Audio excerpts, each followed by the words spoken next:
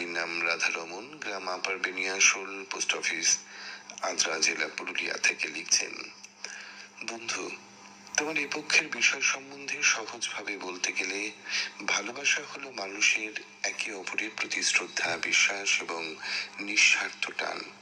এটি কেবল মুখে বলা নয়, বরং কাজের মাধ্যমে একে অপরের পাশে থাকাই আসল ভালোবাসা। সম্প্রতি সংবাদ মাধ্যমে দেখতে পাই এক গৃহবধূ তার মারাত্মক পথ দুর্ঘটনায় আহত এবং পরে কোমায় আচ্ছন্ন স্বামীর পাশে বুকে বল নিয়ে দাঁড়িয়েছেন, কেবল তার জীবন ফিরিয়ে আনার আশায়।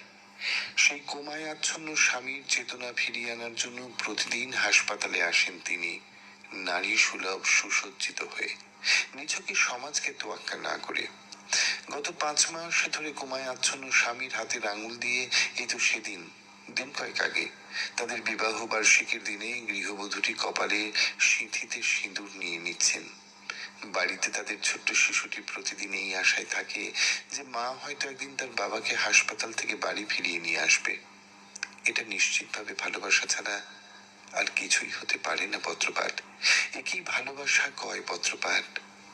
মানুষ যেদিন জন্মগ্রহণ করে, সেই সঙ্গে নিয়তি তার ললাটে মৃত্যুর দিনক্ষণ ঠিক করেই এই মর্তলোকে পাঠিয়ে দেন। আমরা সামান্য মানুষ, ওই গৃহবধূটির মতো শুধুই চেষ্টাটুকুই করতে পারি। সবটা আমাদের হাতে কি থাকে পত্রপাঠ? ভালোবাসা দিয়ে মৃত্যুকে ঠেকানো যায় কিনা জানি না, কিন্তু কিন্তু ভালোবাসা দিয়ে জীবনকে অবশ্যই জয় করা যায় পত্রপাঠ। রোধ করা যায় যুদ্ধ, হানাহানি, যা কিনা বর্তমান দিনে সংবাদপত্র খুললেই দেখা যাচ্ছে। বিশ্বের শক্তিশালী দেশগুলি তাদের থেকে অপেক্ষাকৃত কম শক্তিশালী দেশগুলিকে তাদের ক্ষমতার আগ্রাসন দেখাচ্ছে এবং বিশ্বে ছড়াচ্ছে সন্ত্রাস। আমি ব্যক্তিগতভাবে মনে করি, শুধুমাত্র ভালোবাসা দিয়েই, কথা বলে ওই যুদ্ধ হানাহানি ঠেকানো যেত। এখন প্রকৃতির সময় এসে গেছে। ভালোবাসা কারে কয়, এর প্রকৃত সংজ্ঞা গোটা বিশ্বের সামনে আমাদের তুলে ধরার।